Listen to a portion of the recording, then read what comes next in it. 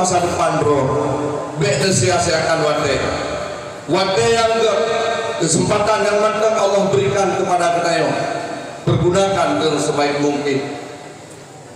Rugo tunggu hadirin sekalian.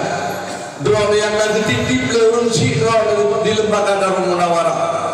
Apabila drone no sia-sia, apabila drone gagal dalam pendidikan, pertama ulun tuan sendiri malai dengan Allah. Kamu peradilan guru malai dengan Allah dan malai dengan ulun si drone.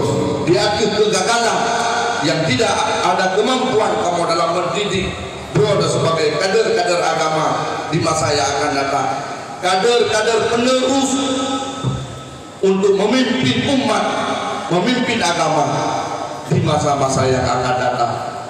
Katung duku hadirin sekalian, untuk 10-20 tahun yang akan datang, ulamanya untuk drone yang bauronya.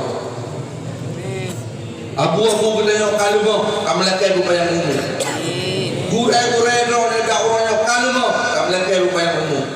So yang akan melanjutkan perjuangannya, perjuangan Rasulullah, perjuangan agama, perjuangan para ulama-ulama gedeo yang telah mendahului gedeo, yang drone yang duduk di ruang-ruang pelajaran, di bangku-bangku pelajaran, khususnya di lembaga daya Darul Munawarah yang gedeo cintainya. Maka oleh karena demikian, ulun tuan berharap sangat, sungguh-sungguhlah wahai tubuh sekalian. Nemu hek baju, nemu bersabar roh dalam menuntut. Bulannya menjelang Idul Adha, hana tripte mungkin, dan juga nalibur sementara dalam merayakan hari Idul Adha. Baik wateli perayaan kahana balik.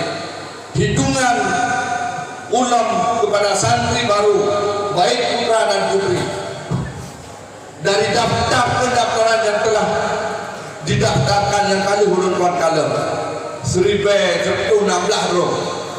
Tetapi yang haji menyandang meriwang 50 roh. 1,000 itu 50 roh itu kagak ada baru. Yang harapan ada je. Deno wadah aja. Deno wadah tahu. Wadah itu kembalikan lo budaya ke hal lebih benar itu. Susah memang.